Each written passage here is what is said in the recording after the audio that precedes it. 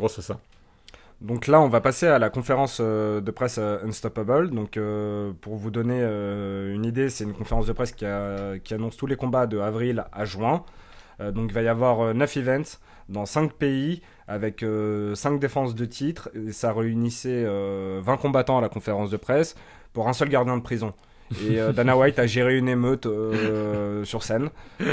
C'est parti en cacahuète à tous les niveaux. Je t'ai envoyé les messages quand moi je regardais après avoir vu celle de Tu Nate et de direct, Connor. ouais. Tu vas mettre en direct. Je te disais, je suis en train de me demander maintenant si je préfère pas les conférences de presse au combat. Bon, maintenant après avoir vu l'UFC 196 Non, on peut plus dire et ça. Nate et Oli, je préfère quand même encore les combats, mais je suis pas loin d'adorer et de me dire que les conférences de presse c'est pas loin de ce qu'il y a de mieux au monde.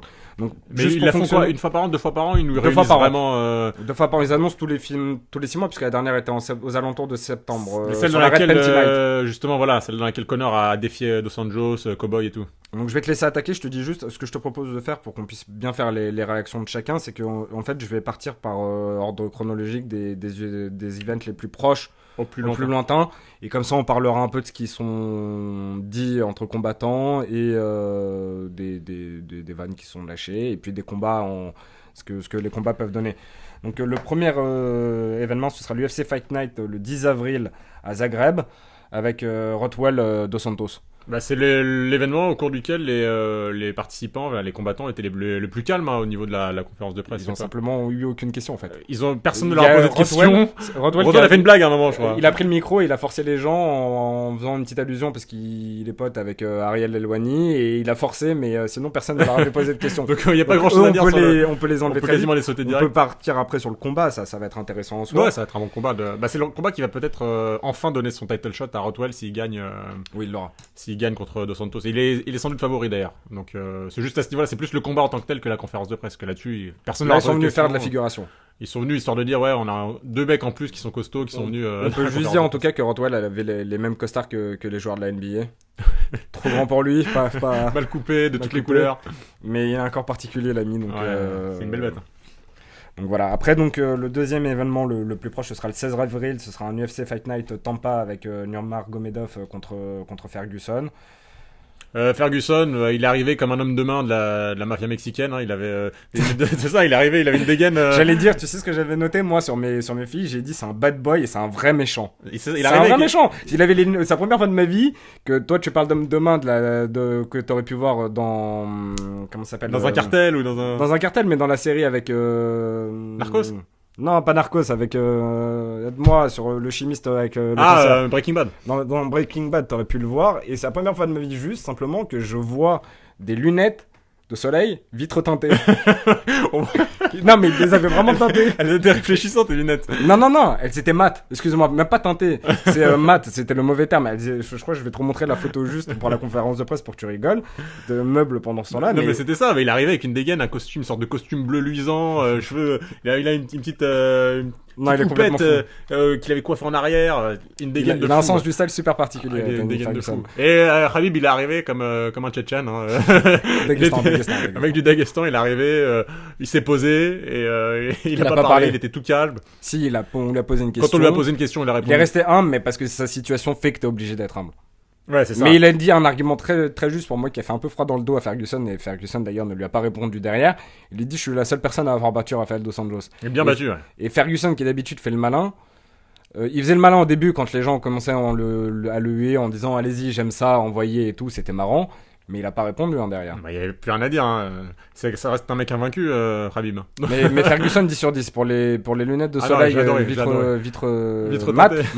mat. Non, mais non, comme tu sais, Ouais, Dark comme Knight, la- il avait lancé la mode en fait des voitures la Batmobile. mat, comme la Batmobile, il a pris les lunettes qui allaient avec. C'est ça, ouais. Donc ouais, c'était assez marrant. Les deux étaient pas mal. Ferguson offensif, hein, d'ailleurs, dans son trash talking. Il commence à se vendre, il commence à essayer de se vendre. J'ai l'impression que lui aussi, il voudrait une part du gâteau Connor dans les mois, dans les années à venir. Ça fait un moment qu'il le. Et il commence un peu à se marketer. Et c'est pas mal la manière dont il est arrivé. Il a été intelligent. Si juste moi après tu me permets de dire un mot sur le suivant, ce sera donc TUF 23, la saison Team Joanna Jędrzejczyk contre Team Claudia Gadelha qui commence le 20 avril. Je crois que Joanna, j'ai jamais vu quelqu'un d'aussi mauvais de ma vie, elle me fait peur. Elle a l'air méchante, Ouais, elle a l'air elle mauvaise. a des yeux fous. Misha ne me fait pas peur, Ronda ne me fait pas peur, Oli ne me fait pas peur. tu me mets face à face avec elle, juste je la croise dans la rue, hein. Je change de trottoir. elle a Elle a l'œil des fou, yeux elle a l'œil perçants, elle a une tête et la manière dont elle chauffait Claudia Guedelia, mais moi j'avais froid. J'avais peur pour Claudia, moi, je le dis très sincèrement. Elle la regardait tellement méchamment, j'avais l'impression d'être en primaire et j'étais avec Claudia en me disant attention, je vais me faire tabasser, elle va m'attendre à la sortie, à 16h c'est fini pour moi, attention. Ah, c'était un peu ça, effectivement. Non, Johanna, excellente en trash talking, en langage corporel. Et puis même sa maîtrise de l'anglais pour une polonaise qui est, peut-être qu'elle l'a étudié à l'école, mais elle. Non, mais c'est ça. Mais pour le... j'ai pas de respect pour le système éducatif polonais, mais mais franchement, elle m'impressionne à son niveau d'anglais. Et d'ailleurs très sympa son image avec John Jones quand ils ont dansé un moment pendant les combats à l'UFC 196. C'était marrant, c'était après la conférence de presse. Et non, c'est un vrai personnage. Elle a gagné en popularité. Si elle gagne encore ce combat, elle va asseoir vraiment une place importante dans la compagnie. Johanna. Et très très bien le trash talking. Kaya Laboca lui a dit en portugais, je sais pas, ou en espagnol. Quand elle disait ça, je te jure, vraiment. C'était vraiment bien fait. Ouais. Elle fait peur. Je la vois en uniforme militaire, elle. Et elle aurait pu faire des saloperies pendant certaines guerres. Effectivement. Elle fait vraiment peur. Mais c'est une combattante extraordinaire. Hein. Non, extraordinaire, mais c'est pour te dire tellement elle est extraordinaire. Mais je pense qu'en plus, le pire, c'est que je pense qu'elle est très sympa. Tu te souviens, la dernière fois que j'ai eu aussi peur de ma vie, et je te l'ai dit, on était ensemble au cinéma, on avait été voir Warriors, justement, un film sur le MMA, Warrior, pardon, avec Tom Hardy. Et je t'avais dit à un moment donné, Tom Hardy, quand il parle à son père, Nick Nolte, parce qu'il y a des petites dissensions entre eux dans le film. On sentait une violence en Tom Hardy. Je te disais, j'avais l'impression qu'il allait sortir de l'écran pour venir me filmer moi. Et de la même manière là, j'ai vu Claudia Guedelia, Johanna. Moi, je regarde plus ses conférences de presse. Elle me met sous tension. Hein. On va voir parce que là, le combat. Ce qui est bien dans ce combat, c'est que Johanna a gagné le cercle premier, mais c'est un petit peu polémique. Il y a des gens qui disent carrément que Claudia devait l'emporter, qu'elle a été volée et tout. Donc ce combat, avec le teuf en plus qui a eu lieu, donc ils se sont restés pendant 6 semaines à se foutre sur la gueule verbalement et à être l'un sur l'autre, à vivre ensemble quasiment. Ça fait du bien de dégoupiller un petit voilà, peu. Donc là, je pense que c'est le 20 avril. Ça commence le 23 avril. Ça va envoyer, je pense. Non, pardon, le 20 avril. Le 20 avril, ça va envoyer. C'est un combat qui... Non, c'est pas le combat n'est pas le 20 avril. La saison commence le 20 avril. Ah non, donc c'est un combat qui est quand alors? Ils ont mais non, je suis bête, le 23, c'est l'UFC 197. Non, c'est le 20 juin, non ou Ce sera en juin. Ce sera le 20 juin, je crois, ouais. Bref, on regardera les dates, on vous les donnera peut-être sur... non, mais quasiment sûr que c'est aux alentours du mois. Non, ouais, pardon, c'est moi qui... J'ai vu Tough 23 et après je me suis dit... on va passer à l'événement de la soirée. Donc, UFC 197, non seulement vous avez John Jones contre Daniel Cormier le 2, mais vous aurez aussi Johnson contre Cejudo. Ouais. La conférence de presse, il y a eu juste une petite attaque à un moment... On commence par le moins important, entre guillemets, Cejudo Johnson. C'est ça, c'est... Ah oui, bien sûr, ouais, sur le 197. C'est la petite attaque qu'il y a eu de Cejudo qui a remis en cause le niveau de lutte de Mighty Mouse, disant qu'il avait jamais affronté un lutteur de son calibre, parce qu'il est quand même champion olympique de lutte, hein, Cejudo, donc c'est pas n'importe qui. Ça va être le combat le plus dur pour moi. Pour Mighty Mouse, ça peut être le cas, ouais, ça peut être le cas. Déjà, première chose, c'est que tu as très justement noté qu'il y a eu une petite attaque, mais ne serait-ce que cette petite attaque qui, dans cette conférence de presse, était la plus légère et la plus gentille de toutes. Ils ont filmé Mickey Mouse, Mickey Mouse. Mighty Mouse, à chaque fois j'ai du mal. Il a eu un mouvement comme ça de... Il s'y attendait pas trop, enfin il était pas... Ça l'a gêné. Ça l'a énervé un petit peu, il s'y attendait pas, et comme tu l'as dit, ouais, c'est champion olympique. On va voir ce que Mighty Mouse, qui est un des meilleurs pound for pound de l'UFC, on va voir ce qu'il vaut contre un réel lutteur extraordinaire et aussi fort que Cejudo. C'est peut-être un petit peu tôt, moi ce qui me fait peur, c'est que Cejudo se brûle les ailes contre... à l'image en boxe d'un Canelo qui avait combattu pour moi un peu trop tôt Floyd. Là, j'ai l'impression que Cejudo, il s'attaque un petit peu trop tôt à Mighty Mouse. Ce serait dommage que ce combat définisse l'avenir de Cejudo dans la division et dans la catégorie. La différence avec les autres, c'est que pour la première fois de l'histoire de l'UFC, t'as un champion olympique. Et un vrai champion olympique, quoi. C'est pas Ronda Rousey qui a été prendre une médaille de bronze. Et pourtant, il l'avait vendu, cette médaille de bronze. Hein. Elle est très forte, c'est une médaille de bronze. Mais le jour où t'as quelqu'un qui a une médaille d'or, c'est un autre niveau. Et passer devant l'école de lutte américaine, il y a beaucoup d'écoles de lutte. Ouais. Non, il est américain. Non, il est déjà américain, ouais, il est américain, mais d'origine mexicaine, je crois. Et il a combattu pour. Okay. Ah bon, c'est pour le Mexique? Non, mais c'est pour ça que je te dis, je te posais la question, donc en fait j'ai dit une bêtise, d'accord. On peut vérifier tout de suite, mais je crois Mais bon, de toute façon, ça veut dire qu'il était parmi les meilleurs lutteurs des États-Unis, donc ça donne un indice, et en plus, tu prends une médaille olympique, donc t'as un vrai niveau, t'as une légitimité. Voilà. On va passer à John Jones contre c'est l'événement de la soirée, très clairement, de loin. Enfin, il n'y a même pas de doute possible sur sur quel était l'événement et les vrais protagonistes de la soirée. C'était Daniel Cormier et John Jones. Ouais. On a plein de trucs à dire là-dessus. Vas-y, je te laisse prendre la parole. Attends, juste, je vais essayer de trouver il s'appelle Henry, donc un Mexicain. Sur John Jones, moi j'ai été extrêmement surpris en fait. De la conférence de presse en général en fait. On en a parlé plein de fois. Ouais, américain, ouais.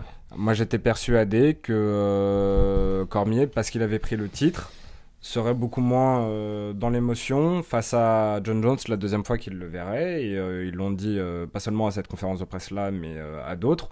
Bah, finalement non, on peut tellement pas se voir que dès qu'on est à côté, ça fait ressortir le pire de nous-mêmes. Et on a revu le pire de John Jones et on a revu le pire de Cormier. Et Cormier est en train de, pour une fois, non même pas pour une fois, est en train de retomber dans les mêmes pièges que la première fois.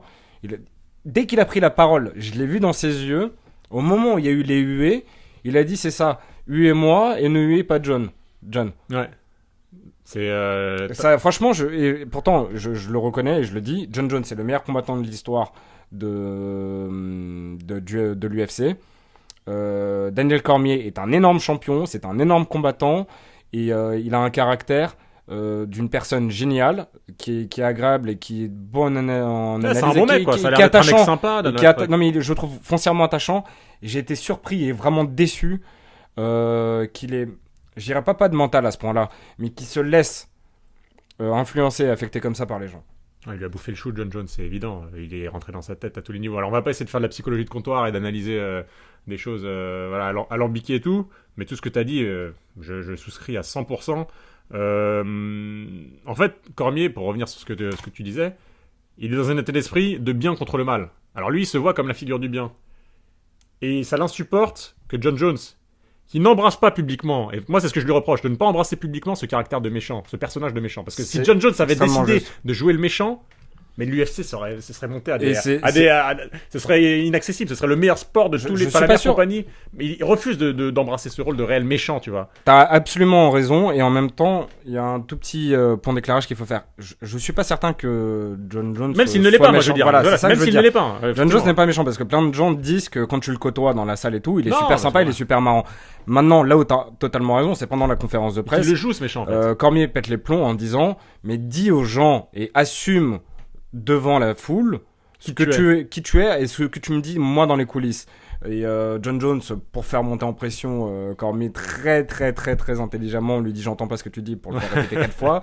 Cormier devient de plus en plus fou.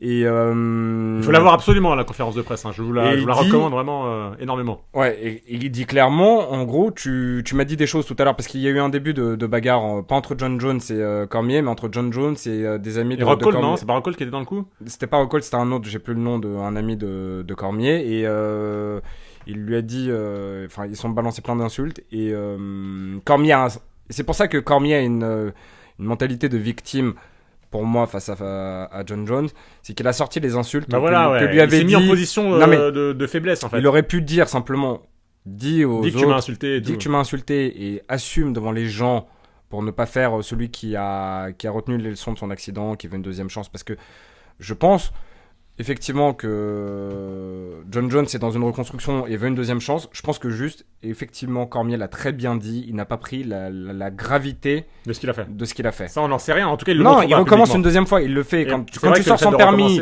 quand tu sors sans permis, sans assurance, que tu dis aux policiers dans les écoutes, je savais pas qu'il faut sortir avec les papiers de l'assurance du véhicule, et que tu fais un excès de vitesse alors que t'es tombé pour ça la première fois. Tu peux pas faire cette erreur-là. Si t'as pris la conscience de la gravité de ton acte. Bien sûr, ouais. Là, il sait qu'on lui a retiré la ceinture. Il a envie de son chance pour de vrai. Il veut prouver aux gens qu'il a changé pour de vrai. Oui, c'est vrai quand il le dit qu'il le pense. Mais il a pas compris effectivement, Cormier a raison. On va pas t'applaudir parce que ça fait 5 mois que t'es sobre. Ouais, lui il a dit ça fait toute ma vie que je suis sobre et personne ne m'applaudit jamais. Ouais. Mais c'est ça le problème, c'est que Cormier il devient fou parce qu'on l'applaudit pas en lui disant bravo, je t'aime d'avoir été sobre depuis une vie. Les gens aiment un roman, ils aiment la rédemption, ils aiment le rachat, le mec qui était tout en bas et qui remonte tout en haut. Et c'est un peu la vie de John Jones. Et elle est bien plus passionnante que la vie de Daniel Cormier, qui est un bon citoyen, qui va voter, qui est père de famille, qui fait jamais une connerie. Et donc effectivement, les gens n'arrivent pas à... C'est un peu la même chose, alors toute proportion gardée, dans l'exemple du foot. Pourquoi est-ce que Cristiano est à ce point, cristallise à ce point des des choses, c'est parce qu'il symbolise bien plus que Messi, qui est un petit peu placide, un petit peu charismatique. On peut pas le haïr, Messi. Pour haïr Messi, comme Zlatan. Tu prends voilà, ou Zlatan, qui est Zlatan. encore J'ai plus pris fou, Cristiano parce que c'est la rivalité Cristiano-Messi, mais j'aurais pu prendre Zlatan. Non, mais c'est ça. Mais et John Jones, c'est le côté, voilà, Cristiano. C'est un mec qui va cristalliser. C'est là la limite de Cormier, à mon sens, en tant que champion, c'est que justement, il devrait pas rentrer dans le côté est-ce que on va aimer plus John Jones que moi parce que lui, il a une histoire plus romancée et pas forcément dans les bons côtés. Je voudrais pas qu'il soit aimé pour ça, et c'est ce qui énerve Cormier, qu'il soit aimé pour ça. Cormier devrait se dire, il devrait être comme quand il est sur Fox, marrant dans ses analyses, sympathique, comme quand il est face à Gustafsson, quand il dit à Gustafsson, tu m'as fait être un meilleur combattant et un meilleur être humain. À la fin du combat, je t'avais dit waouh, il est exceptionnel selon toi. Et c'était un des plus beaux discours, ça m'avait touché. Un des plus beaux discours de ça m'avait touché post-combat. Bah, il faudrait qu'il comprenne qu'il a pas besoin de se mettre en comparaison ou dans la situation de John Jones pour être aimé. Moi, il m'avait conquis de cette manière-là. C'est exactement ce que je te disais tout à l'heure quand il s'était mis dans une position de bien, de mal et tout. C'est que John Jones fait ressortir les pires choses en lui. Peut-être un passé de victime, je sais pas, je connais pas du tout l'enfance de Cormier. Pardon, j'ai pas envie de faire de la psychologie de comptoir comme je le disais, mais il fait ressortir des choses chez Cormier, un sentiment d'injustice, un sentiment d'impuissance. Et John Jones est ultra malin parce que alors là il en joue mais il en fait des caisses, il va le chercher, il va chercher la petite bête et il recommence et il le rend fou, il le pique, il ressort comme un boxeur. Et Cormier, il est débile. Pour moi, je suis désolé de le dire. Oui, il est faible mentalement et débile dans son rapport à John Jones. Il est pas faiblement. Là, tu vas trop loin. Dans son rapport à John Jones et uniquement dans son rapport à John Jones. Parce qu'on en a discuté. Quelqu'un d'un courage incroyable et on en a discuté toi et moi l'autre jour. En conférence Unstoppable, il a pas une carapace assez épaisse. Il se laisse prendre par le public. Quand il y a tu l'as jamais relevé ça. Quand il y a l'interview de Joe Rogan qui est diffusée pendant l'UFC 196, toi et moi on en a parlé. Et qu'à la fin, il regarde John Jones et qu'il lui dit « Je suis prêt à mourir pour te battre et je laisserai ma vie dans le ring pour te battre » et qu'il soit un défi du regard avec Joe Rogan au milieu. Pour une fois, il n'a pas craqué. Et c'était très intense. Mais de dire ça, pour moi, c'est déjà en dire trop. Non, finalement... Pourquoi est-ce qu'il dit pas « Je suis prêt à mourir quand j'affronte n'importe qui d'autre » Il y a que quand il affronte John Jones. Il a mis John Jones sur un piédestal. Et donc John Jones a un avantage psychologique indéniable. Et pour moi, c'est là où il a tort. Il y a un rapport entre les deux. Il ne doit pas se mettre en dessous de John Jones. Il devrait se mettre soit en tant qu'égal, soit au-dessus. Ou ne jamais parler de John Jones, parler de la ceinture, parler du fait de vouloir dominer, d'être au top, même si c'est pas le vrai, même s'il le pense pas. Moi je ne dis pas qu'il n'a pas le droit de le penser, je dis qu'il n'a pas le droit de le montrer. Reprends ton argument face à Nate Diaz et le mien face à Conor. Quand on dit que la stratégie au début, avant le combat de Nate Diaz, c'est kill or be killed, et que même moi je suis le premier à dire il laisse la porte ouverte à la défaite en disant c'est tuer ou être tué, et moi j'utilise la métaphore de la garde napoléonienne en disant la garde meurt mais ne se rend pas, et tous les dragons ils vont mourir. Ouais. Finalement, Nate, il a gagné. Cormier, il dit juste dans cette interview-là, effectivement, je suis d'accord avec toi, il accorde beaucoup trop de poids, beaucoup trop d'importance. Il y a un passé beaucoup trop lourd entre John Jones et Cormier, comme il y en a un entre Miesha Tate et Holly Holm. Et Ronda. Et entre Ronda. On est d'accord, il y a trop de passé. Par contre, il rééquilibre un petit peu toutes les erreurs qu'il a fait. C'est juste ça mon argument. Par l'intensité de cette phrase et de... Il diminue la force qu'il a donnée à John Jones dans la conférence de presse Unstoppable en le regardant, en lui disant après droit dans les yeux, s'il le faut, je mourrai. Et parce qu'il m'avait l'air plus que convaincu. C'était plus une figure de style. Il arrive à un point où il le est tellement... Ouais, mais est-ce qu'il va pouvoir, d'un point de vue sportif, je suis désolé de sortir maintenant de ce qu'on disait sur la psychologie et tout, mais est-ce que d'un point de vue sportif, arriver dans un tel état d'esprit où peut-être même qu'il va avoir le brouillard, qu'il aura plus son plan, qu'il va être trop émotif, trop émotionnel, qu'il aura plus son plan de jeu en tête, qu'il va complètement perdre ses moyens. Est-ce que ça c'est positif pour lui d'un point de vue sportif? Moi j'ai l'impression que non, ça va au contraire jouer à sa défaveur. Alors au niveau du cœur, il lâchera pas. Peut-être s'il a une soumission, il tapera pas, j'en sais rien. Ça va peut-être l'aider à ce niveau-là. On peut pas savoir toi et moi individuellement. Moi j'ai l'impression que quand tu n'es pas calme, on n'a pas les mêmes ressorts toi et moi. Chaque individu a ses propres ressorts. C'est ce que je disais aussi la dernière fois. Ouais. Tu l'as dit très justement toi dans l'interview avec Marc Raimondi et avec Luc Thomas. Quand on a Tarvédian qui dit à Ronda, bravo, c'est bien. On connaît pas les ressorts émotifs et intellectuels de chacun. Des fois, moi, j'ai besoin d'aller au sol pour me relever encore plus énervé. Et peut-être que ce sera le cas pour Conor. Est-ce que Cormier, la première fois, était victime, on est d'accord, il s'est fait croquer à cause de ça. Mais en plus, il y a le talent de John Jones. on parle quand même de John Jones en tant que combattant. Ça, c'est le donc c'est problème, quand même c'est ça, très ouais. dur. Au-delà même de la Maintenant, guerre psychologique, c'est sur la bête qui est en face. Entre guillemets, sur le carburant, je suis pas forcément sûr, effectivement, que le carburant de la haine, ce soit le meilleur, mais il n'est pas nécessairement mauvais. Si c'est ce dont a besoin Cormier à titre Moi, j'ai titre pas l'impression, individuel. après avoir vu ce qui s'est passé pour le premier combat, j'ai suis pas d'accord l'impression avec que ce toi. soit le moteur qui va le faire fonctionner. Mais il a été sauvé dans la conférence de presse Unstoppable quand Weidman et Rockhold sont intervenus et que John Jones et Weidman ont dit on fait la team de York. l'Est, New York, contre la team AKA. Et finalement, j'avais pas tort dans l'interview que vous verrez de Jimmy Rivera quand je lui posais la question East Coast, West Coast, est-ce qu'il y avait East Coast, West Coast. Moi, je le sentais venir ce coup-là parce qu'on a enregistré une semaine avant l'interview. Effectivement, ouais, bravo. Il y a eu un clivage et ça a sauvé Cormier. Et pour C'est d'ailleurs moi, un très bon passage de la conférence de presse. Ça. On en parlera tout à l'heure quand on va parler du justement, passage. on va pas le Weidman. spoiler, mais juste, et c'est là, pour en terminer sur Cormier et Jones, il y a un truc primordial on parle d'équipe. Ouais. Aujourd'hui, John Jones, il a une équipe énorme de combattants avec lui et il a une salle, pour moi, qui est la meilleure, Jackson Wink. Mais en face, il y a AKA. Et AKA, ils ont parmi aussi les meilleurs combattants. Si vraiment ils veulent aider Cormier, comme il s'aide dans les guerres à se parer, aidez-le psychologiquement, Rockhold et Cain. Cain Velasquez a été un champion du monde, Rockhold l'est actuellement. Cormier, t'as pas encore perdu, il va très probablement perdre face à John Jones parce que John Jones c'est un monstre. Donc ne sous-estimons pas Cormier, je lui donne quand même des chances dans ce combat-là parce que moi il m'a D'ailleurs, impressionné John Jones face a à dit une John. phrase qui était magnifique.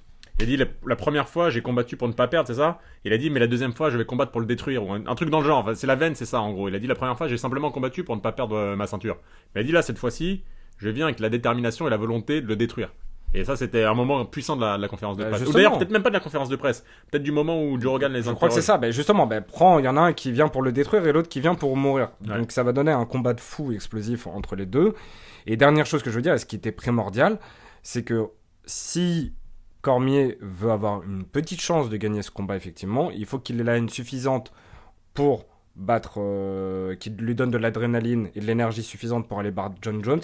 Mais au contraire du premier combat, il ne faudra pas qu'elle la paralyse, comme ça a été le cas dans le premier combat. Et c'est là le rôle primordial, j'insiste, de Cain Velasquez et de Luke Rockhold, c'est de calmer et de pacifier, d'apaiser Cormier sur ses sentiments Il par faut rapport au moment où le gong démarre et retentit, il faut que ça redevienne un combat comme les autres. Alors ok, se préparer en se disant c'est John Jones, mettre sa photo sur le mur de sa salle de bain ou sur le miroir de sa salle de bain, à la Rocky et se dire c'est lui que je vais aller chercher, etc. pour se donner la motivation, faire la répétition en plus, faire l'exercice en plus, aller chercher le truc en plus. Mais il faut que au moment où le gong retentisse, il faut que Cormier fasse abstraction de tout ça. Sinon il a perdu d'avance. Pour moi il a déjà perdu d'avance. Presque, tu sais ce que j'ai envie de te dire, faire peut-être comme dans l'interview avec Patrick Côté, qu'il aille voir un psy du sport. Hein. Absolument, ouais. Ça pourrait lui faire du bien parce que lui-même le disait, à Il est un trop moment investi. donné, Il est trop investi, là. Il en lâche trop, c'est pas possible de... Et puis il montre tout. À la limite que tu sois investi comme ça, mais que tu gardes un petit peu de la rage et que tu montres pas à ton adversaire. Mais en plus, tu On lui l'a dit donnes la des dernière armes. fois, c'est du poker et des échecs aussi, le garde un peu Bien sous sûr. la main. Là-dessus, je suis d'accord. Ouais, absolument. Vraiment, on la recommande de nouveau, hein, mais vraiment, allez la voir, la conférence. Vous allez apprendre beaucoup sur les personnalités de chacun. C'est vraiment marrant. Il y a des passages, vous allez vous marrer à gorge déployée. Et allez la voir. Sur le truc de l'UFC, hein, YouTube UFC, et directement sur la chaîne de l'UFC, vous la retrouvez en intégralité. Donc là, on va passer au 6e event qui va être celui de Overeem face à Arlovski à Rotterdam le 8 mai. Ce sera un Fight Night. Un Fight Night, absolument. Le premier, je crois, de l'histoire aux Pays-Bas. Deux coéquipiers qui s'affrontent. Deux coéquipiers, mais qui l'ont dit assez justement pendant la conférence de presse. Ils ont auparavant jamais réellement, ils sont jamais réellement entraînés ensemble. Ils ont se paré 2 ou 3 fois. Et surtout, non, ils ont dit on n'est pas amis. Et voilà, ils l'ont dit en plus très clairement, on n'est pas amis. Ils sont pas ennemis. Hein. Comme nous, on fait un podcast, mais on n'est pas amis. Et ils ont dit on n'est pas ennemis, mais ils ont dit on est juste pas amis. Non, mais c'est bien parce que pour une fois, en fait, on a encore des interviews qui vont venir avec des combattants. Là, je vous l'annonce pas parce qu'on l'a pas encore enregistré, mais c'était une des questions que je voulais poser à la personne qu'on va interviewer, c'est savoir est-ce que tu as beaucoup d'amis dans ta salle actuellement et est-ce que c'est très proche et est-ce que c'est comme dans une famille, enfin comme une famille pour toi. Quelles sont les limites en fait? Et finalement là on se rend compte que enfin c'est comme un club de foot, on l'a toujours dit au foot, t'es pas obligé d'être pote avec les 11 titulaires et les 11 remplaçants pour faire ton métier, tu peux avoir des atomes crochus avec c'est certains. très franco-français, ça et, te dire on a besoin que les 23 soient tous ensemble et qu'on soit potes pour gagner. non, voyez, tu les peux être Allemands, professionnel. ils se foutent sur la gueule à l'entraînement et ils peuvent pas se blairer, mais ils ont 4 titres de champion du monde. Voilà, et pour autant tu fais le travail. Et d'ailleurs il y avait aucune, faut le dire, ils ont été très cordiaux, très respectueux, Cordiaux, cordiaux pardon. Non, mais ils ont été très professionnels, hein, les deux. Hein. Donc c'est ça qui est pas mal, c'est le fait qu'ils se connaissent auparavant, mais il n'y avait pas ni d'animosité ni rien. Ils ont juste dit, c'est pas mon pote. Le jour J, je serai là pour faire le taf comme face à n'importe qui et pas du tout. Et c'était même limite bien. On se dit, voilà, ça nous a rappelé que c'est un sport individuel. Alors il y a beau avoir les teams et les trucs, c'est un sport individuel, faut pas le perdre de vue.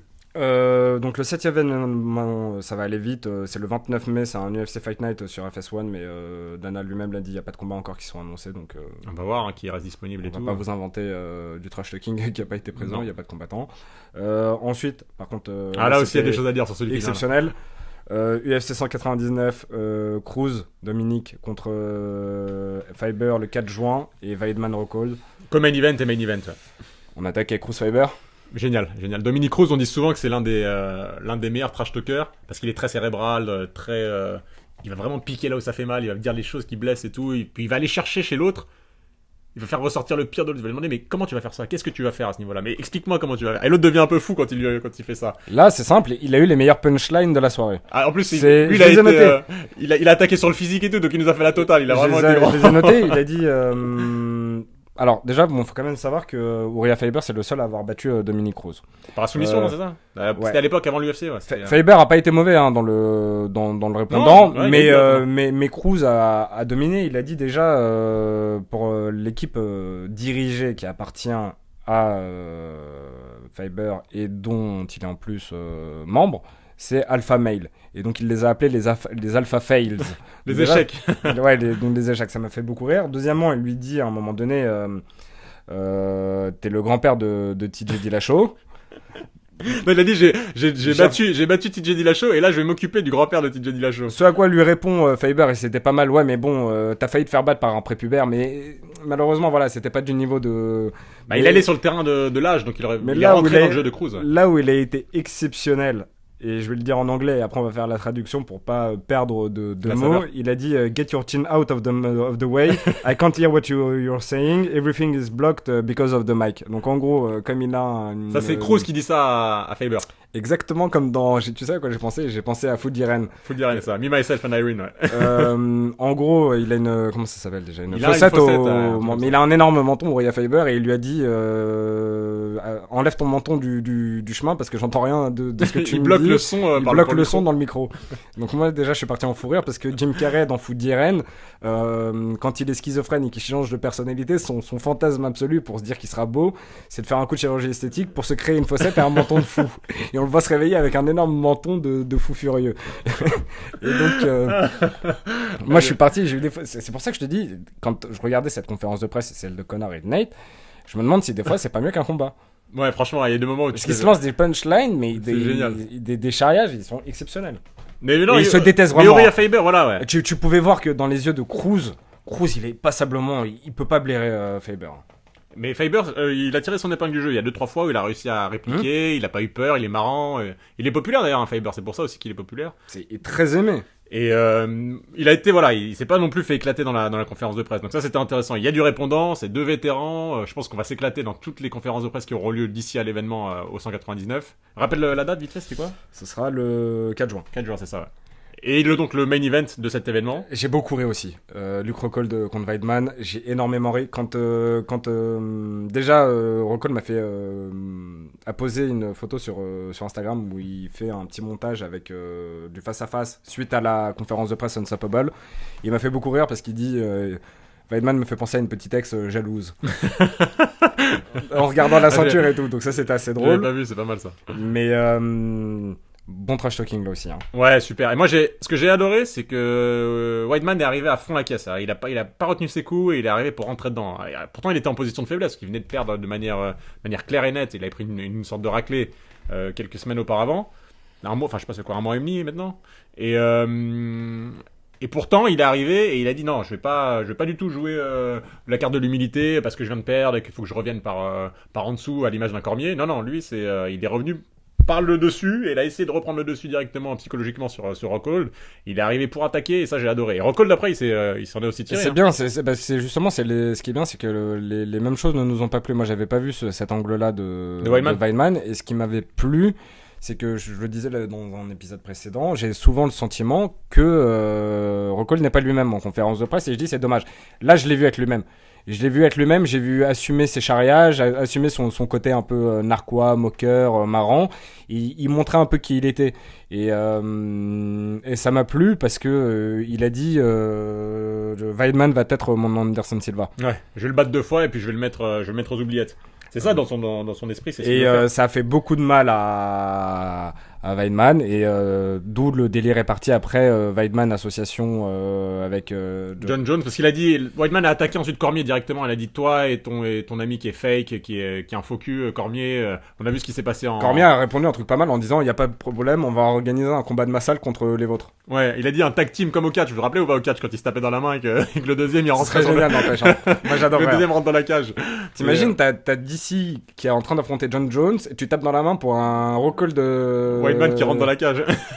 Et après t'es en poids lourd, tu mettrais Kane contre mais le problème, Arlovski, Arlovski ou Overeem. Ce serait exceptionnel. Ça serait fou, ouais. Ce serait exceptionnel. Et un soir, s'ils arrivaient à créer un événement comme il l'avait fait pour la saison de Tough ITT contre Black Zillion, mais s'ils créent un réel le événement... problème de la saison de ITT, pour que vous le sachiez, alors ITT c'est American Top Team, c'est l'avant-dernière saison, ils ont fait une saison où ils ont affronté 2 salles rivales dans la région de Floride à Miami, je crois que c'est Coconut Beach ou un truc comme ça le nom. La salle qui est la plus connue, qui appartient à Dan Lambert, c'est American Top Team. Et il avait son numéro 2, numéro 3, je sais pas exactement comment, qui est parti, qui a fondé une nouvelle équipe et qui, au moyen de l'argent, a acheté plein... Enfin, pas acheté, mais a fait venir plein de combattants qui s'appellent les Black Zillions. Et cette saison était complètement nulle dans l'intensité des combats. C'était Ouais, les combats dans la maison étaient nuls, ouais. C'était nul, il n'y avait pas d'intensité, mais ce qui était exceptionnel, c'était la haine entre les deux patrons. Et Dan Lambert, qui est un ancien lutteur, si je dis pas de bêtises, et qui a fait du sport et qui a donc un peu de légitimité, c'était un gamin parce qu'il arrêtait pas de dire au patron des Black Zillions, qui est petit et gros, si tu veux, viens, je t'attends tout de suite sur le parking, on va régler ça dehors. Et l'autre il disait, mais non, mais c'est pas ça, nous on est dans une émission. Et à chaque fois, en fait, il y en avait un qui lui disait, non mais vas-y, viens, on règle ça tout de suite, t'es qui, t'es petit, t'es gros et tout. Ce côté-là, mais sans la télé-réalité, mais ce côté... L'UFC décide, je sais pas moi, Fight Night, Jackson Wing contre AKA. Voilà, ils font un Fight Night. Je pense qu'un jour, là, soit tu viens me donner une idée de génie à Dana White qui n'en manque pas pour dynamiser et rebooster le. Mais c'est génial. Attends, développe, garde ton idée. Non, dirai pas parce qu'on a des questions tout à l'heure et il y avait une personne qui nous demandait si. Enfin, on fera les questions tout à l'heure. Garde ton truc parce que c'est génial, ça va donner une idée à Dana White. Et donc ouais, juste pour terminer sur Weidman Rockhold. L'événement en tant que tel, c'est ce que je disais aussi dans un épisode précédent. Ça peut être terrible, ça peut être exactement ce que je disais sur Misha Tate. Ça peut être pour Weidman, soit un renouveau absolu et une carrière qui est relancée et quelqu'un qui va marquer le sport, soit il peut être mis aux oubliettes, définitivement enterré par Rockhold, parce que s'il perd 2 fois de suite contre Rockhold, qu'est-ce qui se passe pour Weidman ? C'est en tout cas la fin de son avenir en middleweight. Ouais. Il pourrait pas revenir pour un 3e combat, ça n'aurait pas de sens. Ouais, ça serait juste enterré en l'espace de 6 à 12 mois, je sais pas combien de temps se sera écoulé entre les 2 combats, mais il sera enterré entre ces 2 moments-là. Donc c'est un combat qui est vraiment, vraiment, vraiment très important, encore plus pour Weidman que pour Rockhold. Et c'est pour ça que j'ai aimé son attitude offensive et avec la dalle et le couteau entre les dents quand il arrive en conférence de presse. Donc c'est à peu près tout pour la conférence de presse, je crois qu'il y a... Non. Juste sur l'UFC 200. Bah non, attends. Mais tu vas beaucoup trop loin. Il reste l'UFC Fight Night du 18 juin à Ottawa, McDonald mais Thompson. Verbalement, il n'y a pas eu d'agression, parce que Rory M. McDonald est quelqu'un de... Les deux sont très classe. Très calme, de très posé, de très discret, très timide, et de Wonderboy Thompson est très bien éduqué à la militaire, à l'américaine, sir yes sir, no yes sir, no. C'est ça, ouais. Ça va être en soi, ça va être un très beau combat. Juste la chemise rouge de. Ah ouais, non. Niveau du style, Thompson, c'était pas ça. Hein. Non. Il est tellement élégant en tant que combattant dans l'octogone et tout, mais dégueulasse au niveau du style. Viens en Europe. Voilà, fait un petit tour en Europe et Mais ça va être un combat génial. Non, c'était très bien qu'ils se rachoquent pas les deux parce que les deux, c'est leur caractère. Les deux, je les aime beaucoup. Ouais, ils ont pas surjoué. Ils sont classe, ils ont pas besoin de ça. Et puis le combat va se vendre tout seul. Hein, voilà, exactement. Donc voilà pour la conférence de presse Unstoppable. Là on va passer aux questions. Donc je te donne la main, c'était la première sur Twitter. Vas-y. Quelqu'un me disait attends, alors juste la retrouver, ouais. Non, j'ai pas besoin d'aller la retrouver, je l'ai, mais la question c'était Est-ce que si... pardon, ça arrive. Est-ce que Dana White peut se suicider si Ronda perd son combat face à Tate et que Connor se fait taper par Aldo? Non, Dana White, il retombe toujours sur ses pattes, il est pas prêt de se suicider. C'est ce que je disais, c'est que déjà, il suffit de voir la conférence de presse qu'il fait sur ESPN quand il va sur le podium et sur FS1, il s'est retombé sur ses pas. Nous, on l'a dit, ça laisse un nombre de portes ouvertes à des scénarios pas possibles. Et t'en as une idée géniale, donc je t'en prie de donner ton idée business. Dana, si tu nous entends. AKA contre Jackson Wink, Mais pas seulement. UFC 200. Non, par exemple. Il y en a plein. Tu peux organiser genre 2-3 UFC sur des cartes où tu fais cartes salle contre salle. Team, ouais, salle contre salle. Team Alpha Male contre quelqu'un, ça peut être pas mal parce que Team Alpha Male, ils en ont des combattants de qualité. Le problème, c'est qu'il faut retrouver une salle où t'as beaucoup de bantamweight, flyweight et featherweight. Faudra trouver le truc. Ils ont un vrai réservoir pour le coup chez la salle de Montréal de Firas, Tristar. Là aussi, il y en a, ils ont que ça, des combattants de qualité. Donc c'est pour ça que je trouve ton concept génial et je te disais, garde-le pour la question. Ils l'ont utilisé pour Tough, mais après, c'était pas des combattants connus, c'était des petits poissons. C'était les combattants, disons, de chez ITT qui avaient jamais percé, qui étaient un peu âgés. Et pareil, c'était les combattants étrangers de chez Blackzilians. Ouais. Parce que les têtes d'affiche n'ont pas combattu, donc au final, c'était pas super intéressant. Et ouais, non, c'est ça. Et Dana, l'UFC, ils ont cette politique de parier sur eux-mêmes, de prendre des risques. S'ils ont survécu au départ de Chuck Liddell, au départ des Tito Ortiz, des Wanderlei Silva, des Randy Couture, et là, mettre plus récemment de GSP, qui est peut-être pas parti tout à fait, et de la déchéance d'Anderson Silva, bah voilà, ils peuvent résister à tout. C'est pas Conor et Ronda. Il y aura un nouveau Conor, il y aura une nouvelle Ronda. Non, mais surtout, Conor n'est pas fini du tout. On a tous hâte de voir comment il va se relever. On a envie de voir comment va se relever Holm. On a hâte de voir ça. Là-dessus, il n'y a vraiment aucun doute. Et moi, Dana, j'ai confiance entière en lui. Et en son moral. Il aime trop l'argent. Il aime trop le business, il aime trop l'argent. Et il est très fort pour le faire, c'est tout. Il a un niveau où il saura s'en sortir. Est-ce que vous pensez que la proposition de Dana White pour un lawler Nate Diaz pour le titre en welterweight est un cadeau empoisonné pour le venger sur le fait qu'il ait battu sa propre poule aux œufs d'or? Cadeau empoisonné, oui. Mais il y aura quand même de l'argent à la clé pour Nate Diaz. Et puis comme on le dit en parlant du MMA à chaque fois, il peut tout arriver. C'est une phrase bateau, c'est une vérité d'évidence, mais il peut littéralement tout arriver. Donc si Nate Diaz, par malheur ou par bonheur pour lui, réussit à remporter un combat comme ça, il change de dimension encore plus. Il est là déjà sur un prochain combat où il va être avec une bourse très importante, avec une présence médiatique très importante, avec la marque Diaz qui va grimper, parce que la marque des frères Diaz est quand même installée dans le monde du MMA, elle est respectée. Il a rien à perdre à faire un tel combat. Effectivement, il a perdre qu'il peut se faire massacrer par un Lawler, par un. C'était contre Lawler ça qu'il disait notre. Moi, je suis pas d'accord avec toi. Ça aurait été un combat empoisonné s'il dit je lui donne un title shot face à RDA. Là, je suis d'accord. Ça va être dur. Il a déjà perdu contre lui. Et puis, ça lui va pas dans le style. Maintenant, je trouve juste que c'est même pas un cadeau empoisonné, c'est limite un vrai cadeau. Non, c'est pour ça que je vais commencer par dire ça. Ouais. Il est capable de s'en sortir, mais surtout, je suis pas d'accord en fait. Je suis pas d'accord parce que c'est pas parce que tu viens de battre Conor McGregor, c'est pas en 170, il vient exceptionnellement en 170, il vient en 170 pour affronter Lawler parce qu'il est champion des 145, parce qu'il y a la hype Conor. Ouais. Mais Nate, malheureusement, j'ai très envie qu'il prenne des beaux combats, j'ai très envie qu'il prenne encore des belles bourses. Mais par contre, il mérite pas le title shot. Pour moi, il y a la revanche de Condit qui est devant. Et Tyron Woodley. Ce serait surfé sur la vague, ouais. Ce serait surfé sur la vague. C'est parfait pour mais lui, si tu veux la donner au public. La personne qui nous a posé cette question. Oui, c'est ce que c'est un cadeau empoisonné. Dans le sens de. Non, je sais, mais je donnais aussi mon sentiment en plus après. Le sentiment général, je suis d'accord avec toi. Il le mérite pas du tout, ouais. Moi, je trouve pas que ce soit un cadeau empoisonné. Mais après, c'est comme des gens qui disaient que Conor ne méritait pas le titre 155, enfin le title shot 155. C'était un peu. Il le méritait parce que médiatiquement il le méritait et que du point de vue du marketing et de l'argent qu'il rapporte à l'UFC, il le méritait. Mais d'un point de vue sportif, il le méritait pas. Il avait pas démontré en 155, à part son titre de champion du monde dans sa promotion précédente, il méritait pas plus que ça. Croyez-vous que Conor McGregor devrait être main event de l'UFC 200 après cette défaite? Absolument, ouais. Sans l'ombre d'un doute. Il sera le main event? Ce sera le dernier combat de la carte. Sauf si GSP revient, ça peut être. C'est ce que j'allais dire. Pour moi, il est évident que si GSP. Voilà, le débat peut être là. Mais sinon, non. Ne dis pas trop sur GSP parce qu'on va en dire juste après, parce que j'avais vu une question. Mais juste, il est évident que si GSP revient, c'est le numéro 1. De toute façon, qui n'ont pas été bookés dans cette conférence de presse Unstoppable. Je dis pas ça parce que j'aime Conor. Hein. Je dis juste que simplement, en conférence de presse Unstoppable, regardez les events, les dates. ne sont pas bookés Lawler et RDA. Donc en tête d'affiche aujourd'hui, logiquement, Connor est plus Connor a le temps de ça. reconstruire un petit peu. Non, mais il est plus grand que les deux d'un point de vue marketing. Tu peux refaire si tu choisis de faire un World Tour Aldo contre vu ce qu'ils se sont dit là, vu ce qu'ils se sont dit, ça peut envoyer du lourd. Donc en termes de marketing, ça peut faire du sens. RDA, c'est pas facile de le mettre en main event parce que c'est un grand champion, mais il est pas vendeur. Du tout, ouais. Et Robbie Lawler, à chaque fois, il est sur Fox, hein, il est jamais Robbie Lawler, on le disait, tout le monde va regarder le combat, tout le monde sera un peu impatient de voir le combat, mais pareil, lui n'a pas besoin de trop vendre le combat, mais il est pas vendeur non plus. Donc, ouais, il a une personnalité trop plate en dehors de l'octogone. À moins que t'aies Georges Saint-Pierre qui revienne, ou alors que John Jones soit là. Est-ce qu'il aura le temps entre le 23 avril et le... C'est pour ça que je dis, vu l'annonce des gens qui sont déjà bookés... Et à moins que Ronda ne revienne pour le titre Bantamweight. Et voilà. Là, il y a un vrai débat de qui on doit mettre en main event.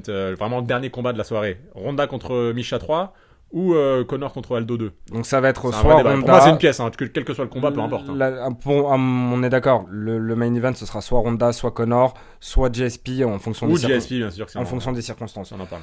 Tate qui perd le titre contre Rousset, c'est une fatalité. Non. Non, parce que je vais me servir de l'exemple que je pensais être vrai pour Cormier-Jones. Je pensais que Cormier serait apaisé après avoir avoir gagné la ceinture. Visiblement, c'est pas le cas.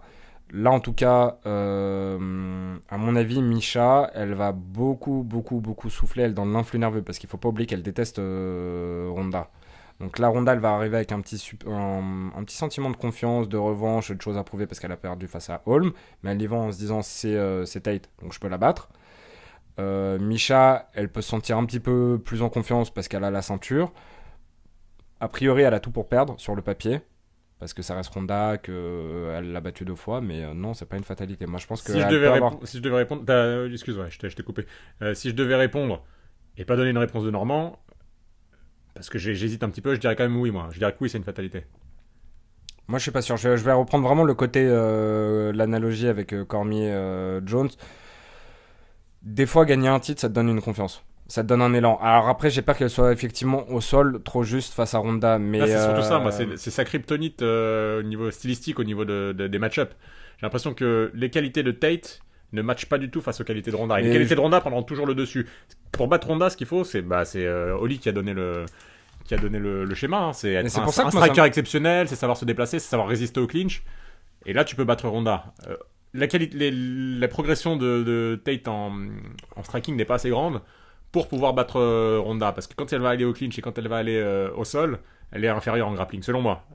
Ronda est la kryptonite de... Je suis d'accord avec toi, mais c'est pour ça Misha. Que moi, c'est pas une fatalité. Je préfère, de tous les caractères que je préfère, j'aime beaucoup Holly et Misha dans leur personnalité. Respect énorme dont tu parlais. Même maintenant, en termes de scénario, ce que j'aimerais qu'ils se produisent, parce que Ronda m'a passablement énervé à se cacher à faire la mauvaise perdante depuis 2 mois, et là de dire bon bah c'est bon, maintenant que c'est Misha, allez hop, c'est parti pour travailler. J'aimerais qu'elle gagne face à Tate, et j'aimerais que Holm revienne et que on oblige réellement Ronda à aller travailler. Si Ronda arrive à battre Holm sur la revanche après avoir battu dans mon scénario Tate, parce qu'elle a été à la salle travailler, parce qu'elle s'est remise en question, parce qu'elle a dû rechanger tout, je me tais et je dis bravo, comme je le dis pour Nate, très belle victoire, parce que c'est comme ça. Là, ce que j'aime pas, c'est que j'ai l'impression qu'elle va vers la facilité en se disant ok, au début je voulais revenir qu'en octobre-novembre parce que c'était Holly, donc il me fallait du temps, patati patata. Là c'est Misha, vas-y facile, je reviens. Ça m'énerve un peu, ce sentiment de facilité qu'elle veut. Malheureusement, ouais, elle a ce sentiment de supériorité à cause de ses victoires précédentes. Quoi. J'espère qu'elle perdra. J'espère qu'elle gagnera, face à Misha, même si je préfère Misha en personnalité, pour qu'il y ait un Holm Ronda derrière. Misha m'a l'air un tout petit peu fake, moi. Après, j'ai pas envie de la juger, je la connais pas. Pourquoi Cupcake d'ailleurs? Parce qu'elle adore faire des cupcakes, elle est fan de ce truc-là. Ouais, ok, c'est nul. Mais elle m'a l'air un petit peu fake. Ronda, on peut lui reprocher beaucoup de choses, mais elle est pas fake. Non, c'est juste qu'elle a le mental d'une petite fille de 13 ans. Voilà, elle est insupportable comme peut l'être une gamine de 13 ans, mais pour autant, elle est authentique. Misha, je pense qu'elle est sympa, mais je la sens pas 100%. J'ai pas senti si... Enfin, je vois ce que tu veux dire quand tu dis que tu la sens pas, je vois... tu vois physique, tu vois la meuf qui fait des hugs à l'américaine toutes les 2 minutes et qui très dit... sympa à l'américaine, mais qui, au fond de sa personnalité, de son âme... Je l'ai pas vu. Je sais pas, elle m'a pas l'air Ah, 100% n'en fais naturelle. pas Dark Vador non Non, plus, c'est bon. c'est pas un monstre, hein, mais je la sens moins authentique que les autres, que les deux autres. McGregor est-il si bon encaisseur que ça? C'est ta réponse, ça. C'est ce que j'ai dit tout à l'heure. McGregor est un très bon encaisseur. Patrick Coté est un très bon encaisseur. Nate Diaz est un très bon encaisseur. Mais chacun a ses limites en fait. Et il a fait l'erreur de trop compter sur son menton, trop compter sur la capacité d'encaissement. Et chaque être humain a des limites et nous l'ont prouvé. Voilà. Ouais, là, entièrement d'accord, je peux pas le dire mieux. Je sais pas, c'est comme si moi, demain, je sais pas, Non, mais ça n'a pas de sens, c'est parce que t'as une qualité qu'il faut que tu le joues tu vas que toujours, dessus voilà, si tu vas jouer et- que sur ça, ben, à un moment donné, les gens pétissent, les gens ont compris que au sol ça n'allait pas, ils vont toujours le chercher au sol. Donc, Ouais, et puis ils vont essayer de le bully, ils ont même, trouvé plus la tard. faille. À l'inverse, Connor, c'était son point fort. Le menton. Toi, tu voulais trop t'en servir parce que c'était ton point fort et être. Mais il a t'as- pas un t'as- menton t'as fait les d'acier, frais. ouais. T'as fait les frais parce que, encore une fois, pour moi, la soumission que lui met Nate Diaz ne vient que parce qu'il y a Ouais, au c'est la préalable, conséquence, ouais. c'est la conséquence du chaos debout pour moi, Connor. Il est bouche ouverte, le regard dans les yeux dans le vague, sur le recul, il est pas bien du tout. Il arrive, il shoot le takedown pour reprendre ses esprits et là c'est du pain béni pour Nate. Donc Absolument d'accord, énorme ouais. erreur. T'as compté très bon encaisseur pour répondre à la question, mais t'as Pas tant que ça, comme le dit l'auditeur. non, c'est pas tant que ça. C'est juste, si, t'es très bon encaisseur. Mais quand tu dis, si moi tu me dis, je sais pas, ta qualité c'est d'encaisser. Si pendant 2 jours je te frappe, Ouais, effectivement, t'as beau avoir comme à un qualité, moment donné, ouais. ça a beau être ta qualité, à un moment Ouais, donné, c'est clair. tu peux pas ne pas encaisser. On a des limites humaines. Et voilà pourquoi je voulais qu'on regarde un peu pour GSP. Le retour de GSP à l'UFC 200. Une fausse rumeur de son retour de plus. Alors c'est bon, je te laisse vu que Bah, t'es en déjà- inspiration, ouais. expiration. Déjà, explique le et scénario de la fluidisation. présence de GSP et tout, quoi. Voilà, c'est ce que j'allais dire. Pour avoir écouté beaucoup les journalistes, avoir été cherché partout, personne n'a la moindre idée de ce que va faire GSP. On ne sait pas. On en a. Lui-même, je pense, ne sait pas réellement. Non, c'est là que moi je suis pas d'accord. Alors, justement, on sera peut-être pas d'accord. Je te donne mon analyse. Tous les journalistes ont dit on ne sait pas. Dana White a dit on ne sait pas. Mais tout le monde s'est accordé à dire une chose, c'est que le fait que GSP soit venu pour l'UFC 196, malgré ce qu'il a dit à Megan Olivi dans sa conférence, enfin où il a interrogé, interviewé par elle 3 minutes avant les combats, il n'est pas seulement venu au début pour voir RDA contre Conor et voir un événement peut-être historique, parce qu'il l'a vendu comme ça. Tu savais que c'était Nate Diaz au final contre Conor, Il donc était quand même venu, ouais. tu pouvais ne pas venir. Tout le monde dit que GSP ne se déplace jamais pour un événement. Ouais, il est pas très Las Vegas et tout. Le seul endroit où il se déplace, c'est quand il y a des combats au Canada et quand il y a des combats au Québec, des à gens Montréal. à Montréal et de sa salle. Et à ce moment-là, soit il va dans leur corner, comme pour Nordin Taleb parce qu'il aime beaucoup, mais là, il était même pas tant. Donc, je crois au loup de mer. Je sais pas, et je dis pas qu'il était là pour affronter Conor McGregor si Conor McGregor gagnait.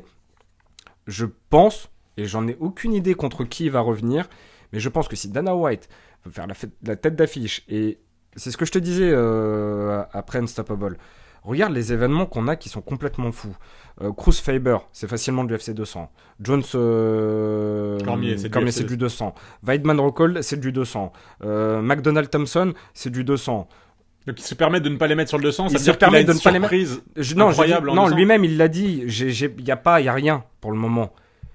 Mais vu tout ce que t'as mis, t'as énormément confiance en le line-up. Ils ne mettront pas plus de 2 title shots normalement à l'UFC 200 parce qu'ils en ont peut-être 3, mais ils l'ont jamais fait encore. Ouais, bah ce sera justement peut-être pour ça, pour l'UFC 200. D'ailleurs, si tu me Mais si quoi tu de me mieux permets, mais la quoi de mieux que faire rumeur revenir qui circulait GSP, sur la quoi. présence de GSP à l'UFC 196 du week-end dernier, c'est que soi-disant, Conor, en cas de victoire, allait call-out GSP pour l'UFC 200. Et allait dire, moi ce que je veux, c'est... Et donc, l'UFC aurait fait venir spécialement GSP pour cet événement, pour que Conor, après sa victoire, prenne le micro, le call-out, GSP monte sur l'octogone, et que bam, on signe l'UFC 200, GSP Conor, 9 juillet, Las Vegas, la nouvelle arena. C'était ce qui était prévu, soi-disant, d'après la rumeur qui a circulé toute la journée. J'ai du mal à y croire à Las Vegas. parce que justement dans l'interview avec Megan Olivi qui travaille sur Fox, la femme de Joseph Benavidez, il disait j'aime beaucoup Conor, j'adore son trash talk, mais il fait juste quelque chose dont je ne suis pas capable parce que déjà j'en ai pas le caractère. Moi, ça me va pas et surtout, c'est pas ma. Il aurait C'est essayé pas de mon faire langage. le- Il ouais. a dit, c'est pas l'anglais n'est pas ma langue maternelle, donc je suis pas si à l'aise et je peux pas me permettre de trash talker dans une langue qui n'est pas la mienne parce que moi, je pense en français, il lui disait. Mais ils ont pris des photos ensemble. Il y a des photos qui circulent. Non, de mais je pense GSP. pas qu'il y ait de haine entre les Oui, deux. je suis pas. Non, moi, n'empêche pas l'autre. je pense sincèrement que tu vas me dire que. C'était inconscient de la part de Connor. Tu vas me dire que Nate, j'y crois pas à ce scénario du tout que Connor allait call out Nate. Tu vas me dire que ça fait Il avait tout le monde. il On avait est un en train de complexe dire de le leur. Dieu il y a encore 48 heures. Oui, mais le complexe Connor, de Dieu, c'est prendre. Il vaut mieux prendre quoi GSP qui est en retraite et si tu bats GSP, tu bats un GSP qui est plus là depuis 2 ans, ou Et est-ce tu que bats tu bats GSP. ou tu bats Lawler Alors que t'es en 145 et à la tu base. prends une ceinture, t'as un 145 et tu prends la ceinture des Non, 170. comme le disait Connor, je suis une ceinture en tant que telle. GSP, c'est une ceinture en tant que telle. De l'avoir à son tableau de chasse, Pas depuis 2 ans. c'est d'avoir quelqu'un qui est invaincu C'est- depuis on va 9 ans. tous être comme des 10 fous. maintenant, que si tu prends sa retraite en compte. C'est le plus grand de tous les temps, ou quasiment. L'un des deux plus grands de tous les temps. C'est le plus grand de tous les temps. Ouais, en attendant, parce que toi tu parles de John Jones, mais moi je Actuellement, par rapport à Anderson Silva et Celui et qui a lui, tu marqué vois. le plus l'histoire, c'est Chuck. Les gars, pour moi, il y en a deux qui ressortent historiquement, c'est Chuck Liddell et GSP. Chuck Liddell sur un aspect Personnalité aussi. voilà, qui c'est prend- il plus prend que beaucoup. sportivement. Mais Mais ouais, pour revenir là-dessus, moi je suis pas Je suis pas totalement d'accord avec convaincu de son retour. Moi j'aime beaucoup, hein, c'est mon préféré de et il est très en forme. Hein. GSP de tous les temps. Très en forme. Mais justement, je l'aime tellement que j'ai pas envie qu'il revienne pour revenir. S'il revient, il faut qu'il revienne à un niveau extraordinaire et qu'il revienne pour les bonnes raisons. Et donc, quitte à ce qu'on garde le souvenir qu'on a de lui et du champion exceptionnel qu'il est, j'ai surtout pas envie qu'il se traîne sur les rings comme ce que fait en ce moment. Non, mais Anderson lui ne le Silva. fera pas. Il le fera jamais. Donc voilà, justement, s'il revient, j'espère qu'il sait qu'il sera à la hauteur. Mais il sait qu'il sera à la hauteur, puisque son dernier combat, il a arrêté. Il a pris sa retraite depuis 2 ans. Il arrête pas de le dire dans les conférences de presse. Je ne le fais que parce que j'ai arrêté, parce que je n'avais plus envie. Et parce que j'ai pas eu envie, je regardais la guerre dans laquelle je suis tombé face à Hendrix la dernière fois. Là, et il le dit sans cesse, si un jour je reviens, et il dit toujours si, je reviens parce que je serai au top. Donc fais-lui confiance, il sera au top s'il revient. Il sera peut-être pas au top comme quand il avait 28 ans, parce que forcément il a vieilli. Ouais. Mais il sera au top. Bon, on va enchaîner. Est-ce que vous trouvez que je pose trop de questions? Ouais, c'est la même personne qui pose toutes les Non, mais questions. je lui dis non, c'était pour te faire rire parce que je pense que tu t'avais pas vu encore. C'est marrant. McGregor a-t-il perdu à cause de son cardio ou tout simplement parce que Nate était meilleur? Encore une fois, c'est une combinaison de tout. Ça a Une été, combinaison des deux, mais si on doit donner une réponse, on évite les réponses de Normand. Non, Moi, mais- je dirais parce que Nate était meilleur. Toi, tu dis par rapport au cardio? Non, moi je dis parce que c'était le. Oui, effectivement, Nate était pas. Non. Nate a été très bon, Nate n'était pas meilleur. Game plan de Connor qui a été mauvais. Mais Nate a Effectivement, dit il y en a conférence cardio. de presse, je suis un meilleur martial artiste, un artiste martial que Connor. Il l'a dit, mot pour mot, il a dit, juste avant de lâcher le micro, il a dit, je suis un martial artiste plus complet, Hein je suis meilleur au sol, je suis meilleur boxeur, je suis meilleur en lutte. Il a dit, je suis meilleur dans tous les domaines, je m'entraîne avec des gens qui sont plus forts que les gens avec lesquels s'entraîne Connor. Donc, c'est l'idée en tout cas de Nate. Et moi, je suis pas loin d'être d'accord après avoir Je vu vais ce qu'on a vu. redire ce que t'as dit, Marc Raimondi, et pour le coup, ça je suis d'accord avec à 100%. Mighty Mouse, il s'entraîne avec personne. Il s'entraîne Non, littéralement c'est un avec des arguments, personne. c'est pour te dire. Mais... Non, je sais, mais l'argument de tu t'entraînes avec personne, t'as qui dans ta team, c'est un sport individuel. Hein, on s'en fout que tu t'entraînes avec ton père ou ta mère. Ouais, si c'est demain clair, tu mais- viens et tu délivres le combat qu'il faut délivrer, Là-dessus, on est y a d'accord. rien à Mais redire. malgré tout, à force de s'entraîner avec des gens de qualité, tu finis par progresser. C'est non, indéniable. mais ça, c'est... Oui, effectivement. Ouais. Mais par contre, pour répondre à la question, Nate a été meilleur dans le combat parce que pour moi, non seulement McGregor n'a pas eu le cardio pour répondre à la question, et il n'a pas eu le game plan, comme j'ai dit. Il y avait une jambe qui était offerte à ta merci. Ta force, c'est de circuler. Si tu avais été plus calculateur, plus intelligent, ce soir-là, Nate était meilleur, oui. Et il a manqué beaucoup de choses à Ouais, Connor. notamment le cardio, hein, c'est un des éléments. Donc la question est très bonne parce que le cardio, c'est un des éléments qui ont fait que McGregor a échoué. McGregor peut-il réussir son objectif de prendre 3 ceintures où on a vu que c'était impossible? Impossible. Impossible. Bah, là, c'est clair et net. C'est sûr à 800%, c'est impossible, c'est juste parce que C'est on a trop vu dense, qu'il y a une non mais il y a une génétiquement parlant, t'as une limite. Tu peux pas affronter quelqu'un qui est à 10 kilos de toi dans ce que tu combats naturellement et avec les centimètres qui vont avec et l'allonge. Bien sûr. Ouais. Parce que Connor, on l'a pas parlé techniquement, mais il a fait une boxe incroyable. Il est rentré, il a réussi à casser la distance complètement à chaque fois et à venir toucher. Nate l'a dit lui-même, j'aurais jamais dû me laisser toucher comme Connor me l'a fait. Il a fait un combat exceptionnel de boxe. Mais ça te demande de t'offrir à trop de coups. Bah, il s'est exposé, effectivement. Ouais. Ça a pas payé, ça a pas loupé. Donc ouais, non, 3 ceintures, je crois que... Non, j'y crois pas. Franchement, les 3 ceintures, mais pas du tout même. On a vu Deux, s'il oui. est pas capable de battre, on le disait tout à l'heure, s'il est pas capable de battre Nate Diaz sur une short notice de 10 jours, qui n'a jamais combattu enfin qui n'a pas combattu en welterweight depuis 2 ans et quelques. C'est pas les Lawler, les Condit, les Rory, les Steven Thompson, les Hendricks qui va réussir à battre. Non, j'y Non, crois pas du tout. surtout si t'as été mis KO debout par les droits De Nate Diaz, ouais. de Nate Diaz, qu'est-ce que ça va donner avec Robbie Lawler? Non, Que c'est Robbie ça. Lawler, Bah, il envoie. Hein. C'est Par une contre, machine. c'était pas la question, mais je pense que faire 2 ceintures, c'est possible.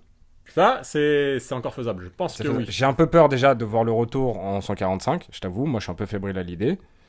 Donc, déjà, voyons voir ce que tu Ouais, feras en on va voir défense ce du qu'il va donner titre. en 145, ouais. Ce sera Mais bah, conditionné ça reste. par la. Non, 145, je pense que malgré tout, il reste supérieur à la concurrence. De toute façon, moi je t'ai toujours dit, avant un combat de Conor, j'ai peur parce que justement, je te le disais, j'ai peur. Il parle, il a les bras baissés et il a le menton offert à tout le monde. Ouais. Ça a toujours été mon argument quand je te disais Ah, que il je est prenais pas pas de plaisir à rassurant, regarder. Il est pas rassurant. Quelques traductions de la conférence Unstoppable en français. Bon, bah, on l'a fait en donnant les On le charriages. fait en donnant, mais malheureusement, on n'a pas le droit d'utiliser les images de l'UFC. Donc si on repostait sur notre propre page la conférence de presse de l'UFC 200 avec notre traduction comme on fait d'habitude pour nos sous-titres, la vidéo elle serait retirée et puis on risquerait on sera d'avoir bloqué par YouTube voilà, et par d'être l'UFC. bloqué et que notre compte Et soit puis surtout, clôturé. c'est pas pour que je veux pas y répondre, mais on en a, enfin, Non, on en a parlé un petit on en peu, a ouais. parlé on a fait la conférence de presse Unstoppable. Essayez on de a chercher donné des médias québécois, il y a souvent des articles dans lesquels c'est vraiment traduit en français et tout, donc c'est plutôt intéressant, plus que parfois en France. Donc si vous trouvez des médias canadiens et tout, il y a beaucoup de choses qui sont traduites en français. Bah voilà, je le savais pas, donc Ouais, si, c'est ça, très ouais. bonne réponse. Qui pour le main event à l'UFC 200? On l'a dit un petit peu tout à l'heure, hein, pour moi ce sera forcément Conor McGregor, parce que c'est le seul qui est à peu près sûr d'y être, sauf blessure, sauf Lawler est certain d'y être. ce sera pas le main event. Ah oui, pardon, excuse-moi, c'était la question du main event. Pardon. Et sauf un impondérable, hein. Et sinon ça se va jouer entre lui ou Ronda. Après le serpent de mer GSP peut toujours entrer dans la danse, mais voilà, on n'en sait rien pour ce qui est de GSP, donc moi je vais répondre Conor 90% et 10% Ronda. Si d'ici là elle se décide à revenir pour l'UFC 200. Oui. Et si les deux sont là, j'avoue que c'est une question qui est très intéressante. Je Si sais pas tu- quel événement sera choisi. Si Ronda et Conor sont là. Si tu prends l'état des choses aujourd'hui, vu les gens qui sont bookés, Éventuellement, si Verdum gagne très rapidement, il peut revenir dès l'UFC 200 peut-être. Je sais pas. Kane sera encore blessé. Verdum, C'est j'ai trop tôt, oublié non de parler de lui d'ailleurs. Il est Verdum Miocic. Verdum Miocic, on a oublié de le faire. Bah, on parce l'a qu'ils n'ont sauté pas eu beaucoup de questions, je crois. Oui, non, ils ont eu 0 question d'ailleurs. C'est l'UFC 198 le 14 mai. Ça lui laisse 2 mois. Ouais, il peut revenir, mais Si Verdum, le combat là, est- c'est pas une tête d'affiche. Hein. Ouais, c'est ça. Non, ce sera pas pour une tête d'affiche, mais je veux dire, il sera peut-être sur la carte. C'est pas un main event. Non, à l'état des choses aujourd'hui, malheureusement, la demande va faire. Et c'est simple. Le seul qui a le temps d'être là officiellement pour l'UFC 200 aujourd'hui, matériellement, et qui fera vendre comme jamais, c'est Conor McGregor. Mais franchement, on a oublié d'un scénario de fou. L'UFC, ils sont pas à l'abri de te mettre en Nate Diaz en tête d'affiche l'UFC 200. Hein.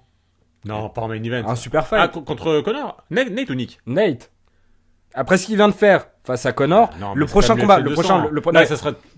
le prochain l'UFC combat. 200, les gens sont censés s'en rappeler dans 10 ans, dans 15 ans. Bah, un C'est des Nate gens- GSP, un Nate. Non, il faut des noms qui sont quand même. Rappelle-toi de l'UFC 100. Nate ça contre rappelle Lawler. encore Brock Si Lesnar, tu fais Nate GSP, Lawler.